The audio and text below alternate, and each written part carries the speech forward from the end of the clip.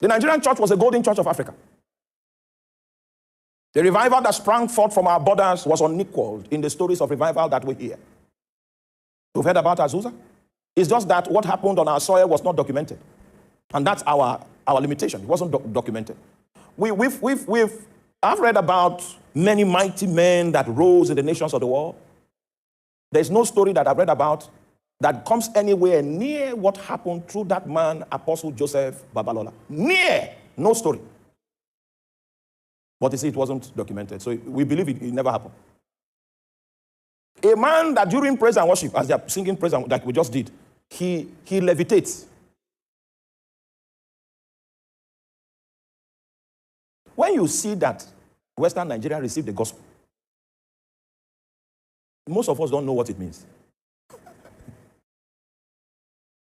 It was when I was to marry my wife, they were based in Ile-Ife. So I used to go to Ile-Ife to see the family and stuff like that until we got married. And when we now got married, I was working in Lagos, so I was going to visit my in-laws once and again. That was when I discovered what was in that city. Now, these people have advanced in their knowledge of divination to a level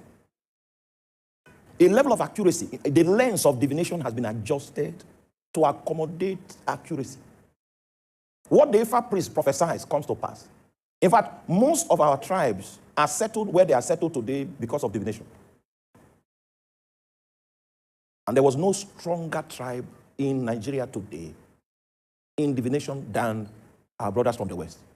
But there was a revival that overcame that foundation. And whether you like it or not, there is a prophetic spirit that is hanging over people from Western Nigeria. It's not natural. It came through the witness of a man. During praise, he doesn't want to raise the dead. He's just worshiping God, and he sees that angels will lift him up.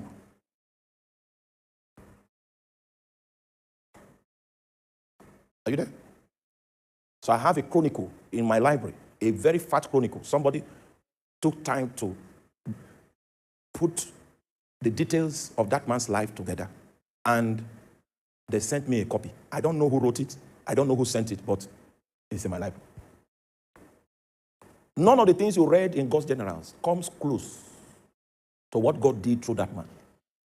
Are you talking about people that were raised from the dead? That's lunch box issues. Are you talking about healing sicknesses? In fact, the man operated in healing to a point that he became tired of praying for the sick. And he went and prayed over a little stream that was in his neighborhood. And people were going into the stream for healing.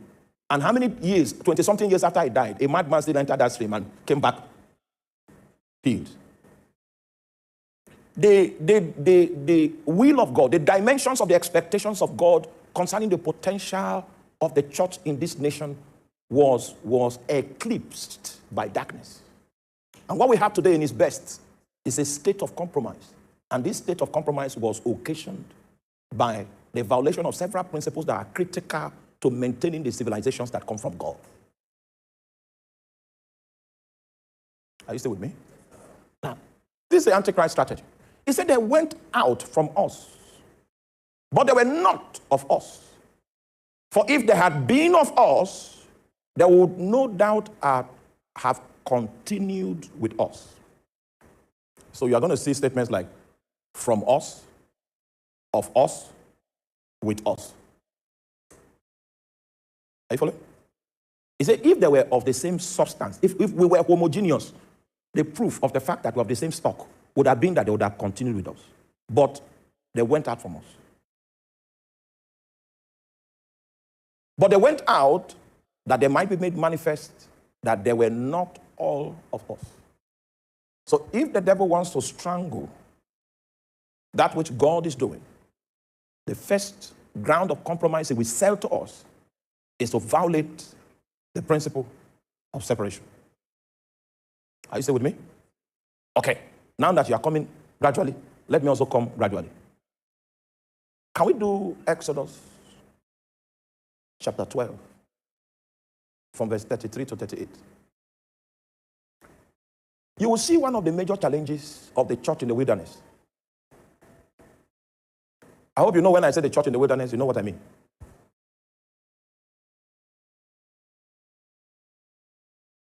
When Brother Stephen was giving his recap on the move of God that had been captured in the nation of Israel, when he came to Moses, no, you are not following. Okay, so please give me Acts. Before we go to Exodus, can we do Acts chapter 7, verse 37 and 38? Let me establish.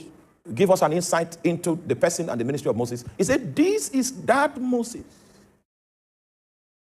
which said unto the children of Israel, a prophet shall the Lord your God raise up unto you of your brethren, like unto me. Him shall ye hear. Verse 38.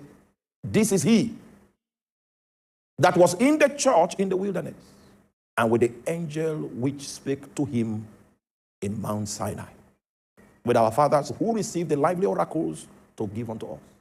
So Moses was considered as the shepherd of the church in the wilderness. The church in the wilderness journeyed from the land of captivity into the land of promise. The church in the wilderness stopped 42 times in the journey. Are you there? So there were 42 stations that the church stopped. And by the time you go to the book of Matthew, you are going to see in the book of Matthew, when the generations of ancestors leading to Christ was captured in the book of Matthew, you are going to see that it was 42 generations, which is consistent with the 42 stations that Israel stopped when they were transiting from the house of bondage into the house of promise. So if we study the church in the wilderness accurately, you will see a prophetic journey of the church of Jesus in every age. In fact, you can even trace and track where the American church is in that journey. You can trace and track where the Ghanaian church is on that journey. So what I want to do now is to show you that even in the church in the wilderness, Satan had already pioneered this principle of removing separation from the advancement, so that anything that God gets at the end of the day will be a compromised position. And the glory of God in its entirety and fullness will not be able to rest on that civilization because it doesn't look like the arrangement that is established in the heavens. Meanwhile, the idea of God is that thy will be done on earth the same way it is done in heaven. Thank you for watching. If this video has helped you, don't forget to comment, like, share, and subscribe. And also, turn your notification bell so that you get notified when we post our new videos.